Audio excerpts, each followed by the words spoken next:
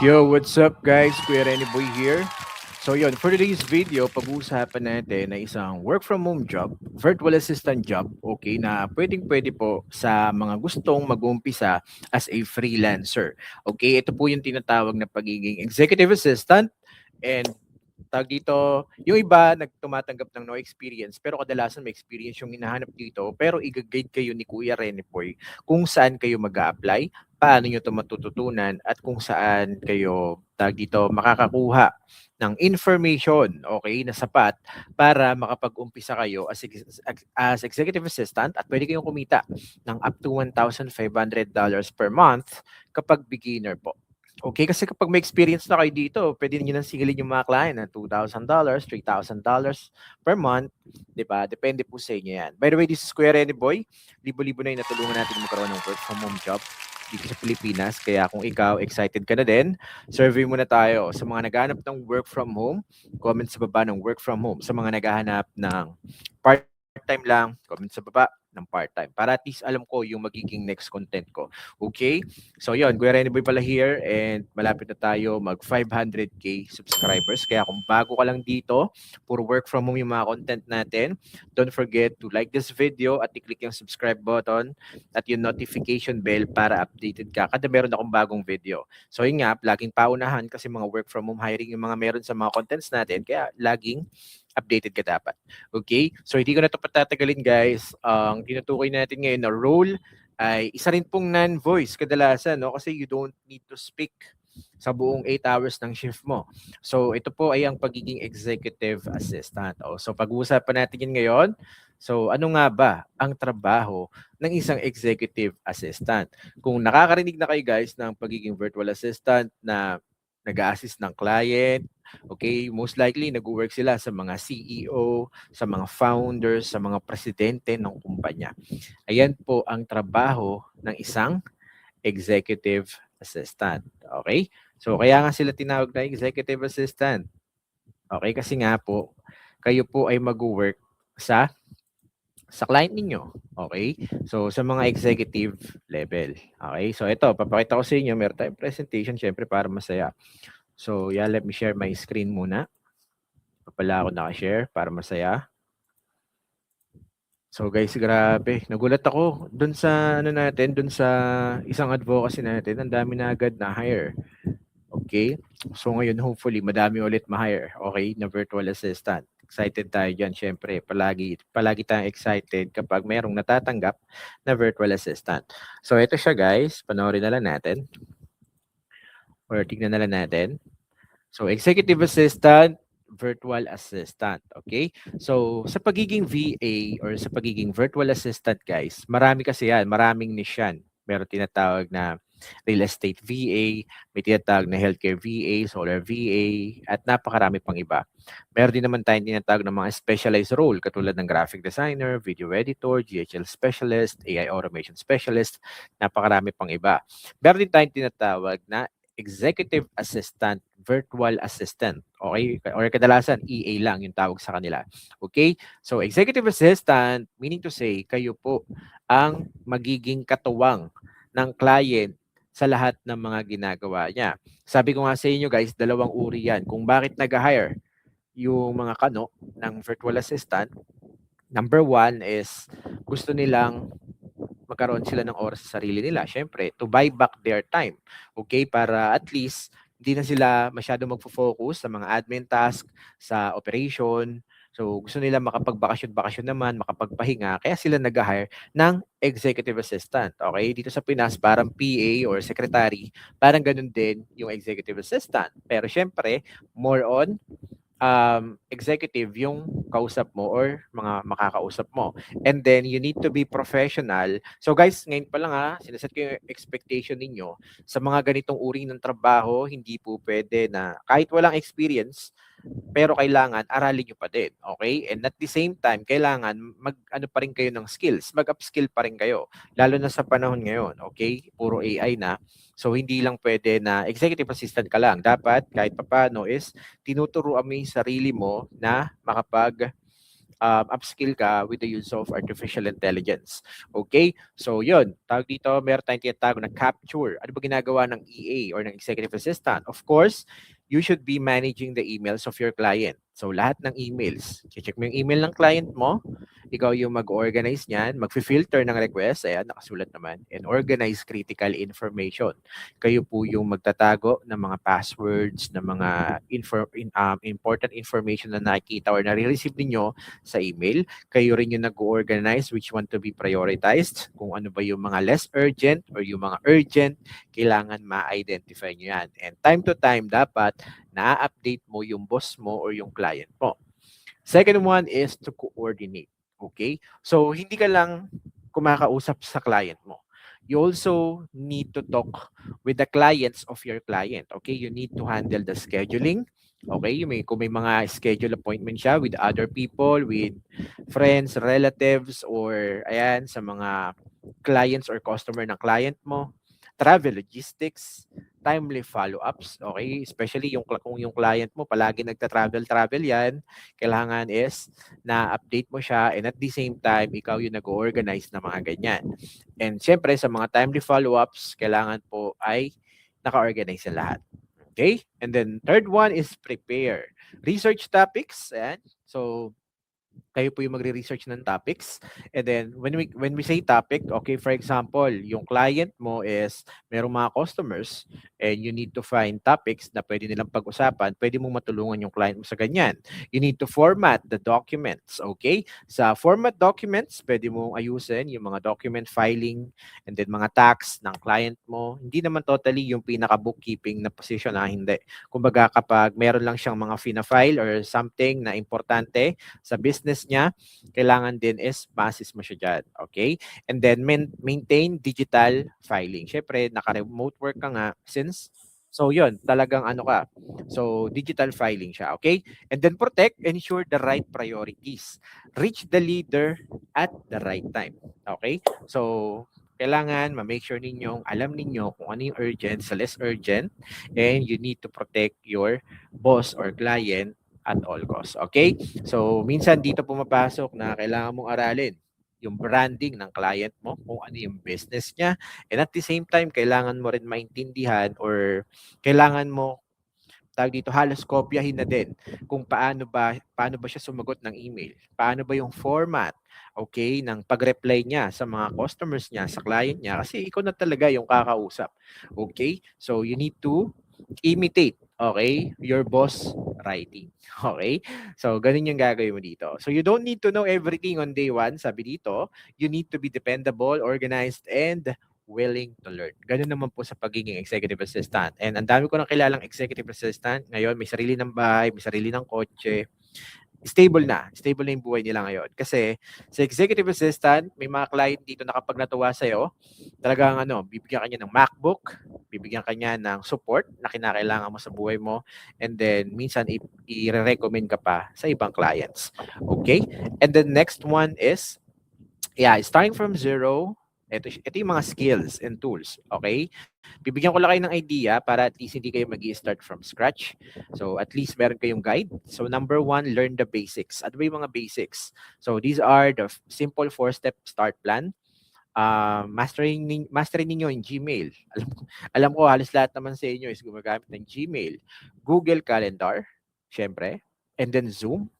Sa Google Calendar kasi diyan lumalabas yung mga appointments. So, i-identify ninyo kung sino ba yung ka-meeting ni client mo sa gantong araw, sa gantong oras, ganun. And then sa Zoom, kung sino yung mga makakausap niya, sino ba yung sinesendan ng mga invite link. And then of course, the basic Canva.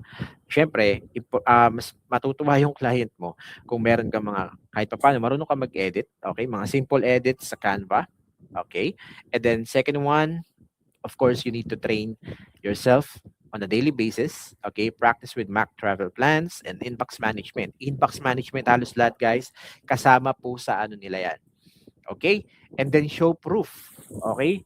Show proof, tawag dito, build a clean portfolio in Google Drive or Canva. Okay? And then pang-apat is, of course, apply. Okay? Apply. Kahit sa trabaho, apply po kayo. Okay, tailor your pitch and start your VA journey today. guys, sa pagiging executive assistant, hindi ka lang mag-apply sa isang company.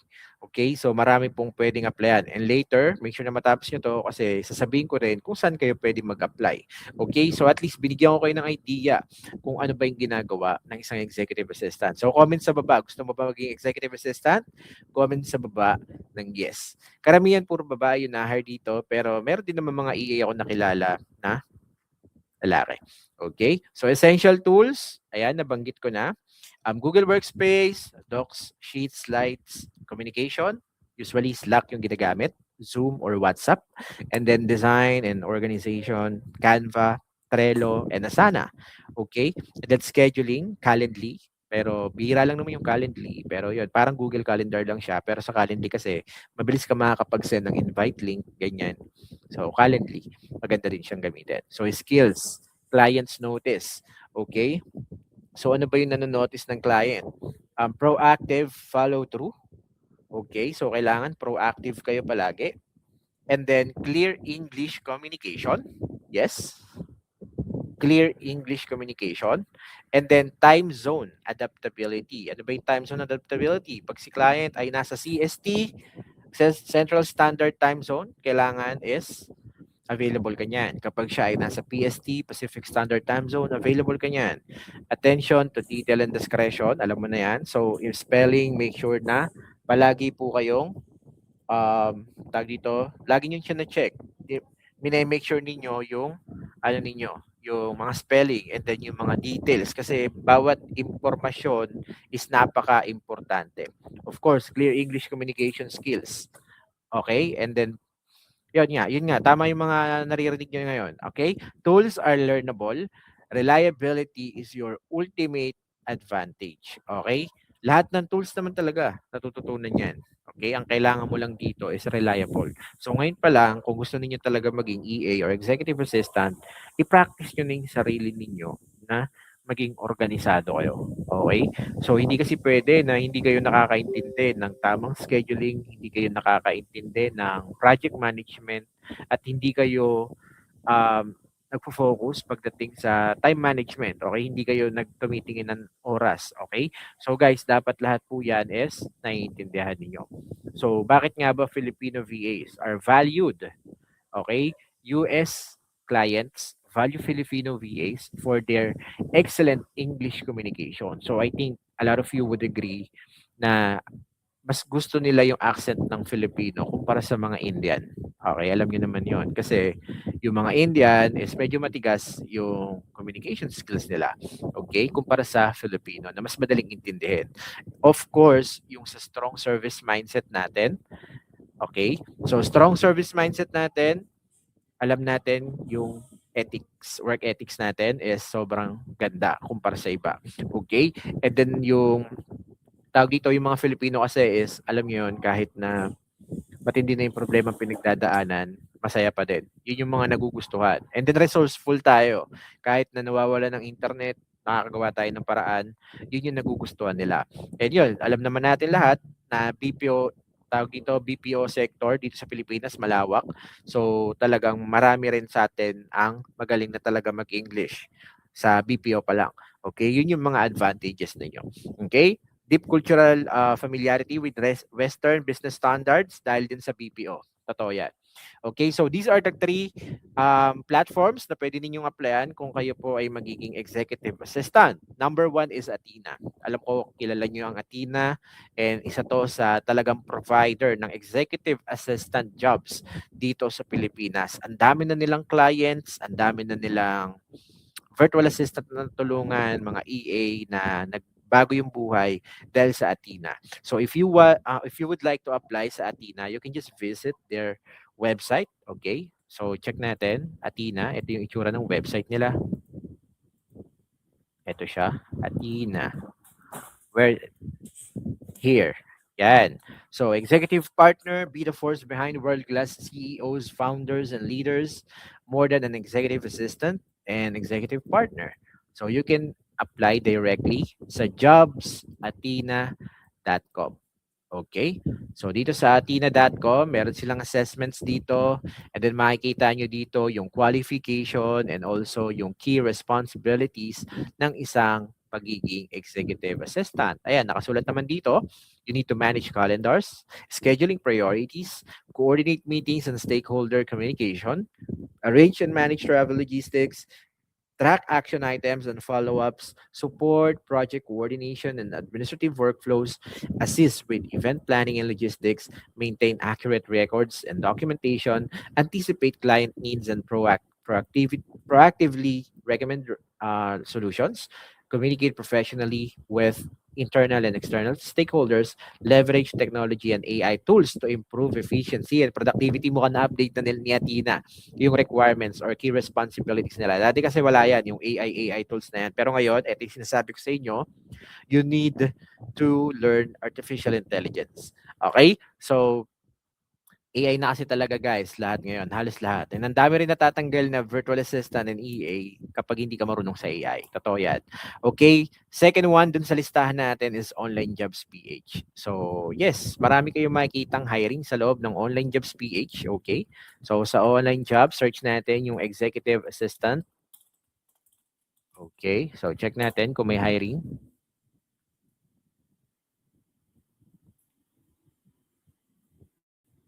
Yon. Ayan, no? Meron dito, executive assistant, CEO VA, hiring. Ayan. Meron pa dito, yeah, team leader, executive assistant. Ito, sales operations, executive assistant, di ba? So, pumapatak lagi siya ng $1,500. So, magkano ba ang $1,500 ngayon sa pesos, guys? Di ba? Magkano yan? I think around 60,000, 90,000 pesos per month. Lowest yan dapat, okay? So 90,000 pesos per month, lowest yan dapat. So yun yung kadalasang sahod ng executive assistant. So again, tatanungin kita, gusto mo ba talaga maging virtual assistant or executive assistant? Comment sa baba ng yes. Okay, make sure guys na nakasubscribe ha. Puro ganito yung mga content natin dito. Puro work from home. Bukod sa kung saan kayo makakapag-apply, sasabihin ko rin sa inyo kung magkano ba yung kitaan and at the same time kung saan kayo pwede mag-apply. Okay? So, eto, meron sa Online Jobs PH, meron sa Tina, and the last one na pwede ninyong applyan as Executive Virtual Assistant is doon sa tinatawag na ReneAI.work. Okay? So, all you need to do is to create your account with ReneAI.work. Okay? So, meron kayong 30 days para makapag-apply sa loob. And meron din silang mga hiring dyan na executive assistant. Okay? So, yun guys, sa loob ng Reni AI, meron dyan, actually, hindi lang executive assistant kasi para tong online jobs PH, marami kayong option na pwedeng applyan. Pero ayan, meron tayong executive assistant, $1,000 to $1,500 per month. So, ang kagandahan lang kasi sa Reni AI, meron na silang learning tool para matuto kayo sa AI. Okay? So, meron kaming mga AI dito rin na platform, katulad niyan. Makakagawa na kayo ng instant portfolio. Papalitan nyo lang yung pangalan na nakasulat dyan sa loob. Ayan. Diba? Pag gusto mong ilagay yung apelido mo dyan, ayan, makakagawa ka ng instant portfolio. Pag gusto mo iba-ibang design ng portfolio mo, ayan, pwedeng-pwede. Okay? So, it's up to you kung paano ninyo gagamitin sa Reni AI. May niche finder kung hindi mo alam yung niche mo. Interview coach kung gusto mo mag-practice ng interview. Client simulator kung gusto mo magkaroon ng instant experience with the client. Bibigyan kanya ng mga task. So, may cover letter, generator, may certificates na rin kung gusto mong aralin yung EA, yung executive assistant. Pag nakumpleto mo tong module, yung certificate mo, isasend sa email mo. So, meron kang may pagmamalaki sa next client mo. So, yun po. Hindi ko na masyado i-discuss yung Reni AI. Makikita nyo na lang dito, sobrang dami na na-hire. Sobrang dami na nakapasa. Ayan. So, pwede nyo i-explore yung Reni AI platform. Okay? So, yun lang guys. Diniscuss ko lang yung mga pwede ninyong applyan sa loob. And kapag gusto niyo na mag-apply sa Reni AI, click nyo lang yung dashboard, work from home job board, and then yan. Nandiyan yung mga hiring nila. Okay? So, yeah, hopefully, meron kayo natutunan today for today's video natin. Shoutout sa lahat ng mga nakapasok dito sa live namin. So, yun guys. By the way, meron kaming orientation every Saturday. Okay, every Saturday po. So sa loob ng Reni AI, meron kaming orientation every Tuesday and Saturday. Open po kami sa lahat ng walang experience, sa lahat ng mga beginners sa industry, sa lahat ng mga gustong matuto ng AI, at sa lahat ng gusto ng part-time job. Okay, meron kami tinatawag na RGP program na kung saan pag nag-join kayo here, kapag nag-join kayo sa orientation, wala pong interview yon. Rekta na po kayo. Magiging part na kayo ng freelancing. Magkakaroon ka na agad ng freelancing job sa loob ni Renny EI. And guys, every Tuesday and Saturday yon, kung ikaw ay a-attend, make sure na meron ka ng RennyAI.work account. And at the same time, dapat na-share mo na tong live natin at nakasubscribe ka rito. So yun lang guys. Shoutout sa lahat na nagpapa-shoutout. Kung hindi ka pa naka-follow sa Blue App ko, namimili pa rin tayo ng mananalo ng 1K cast. Yon, shoutout po sa lahat ng mga nagpapa-shoutout. Search nyo lang yan sa ating Blue App. Yan. Kung hindi pa kayo naka-follow, ito yung bago kasi yung dati nating Blue App, alam nyo na, naglahong parang bula. Ito na yung bago ko. Dito na kayo mag-follow. Bye everyone. Shoutout sa lahat na nagpapa-shoutout dyan. God bless us all. Kita-kits sa next video ko. Napaka-solid nun. Abangan nyo yun guys.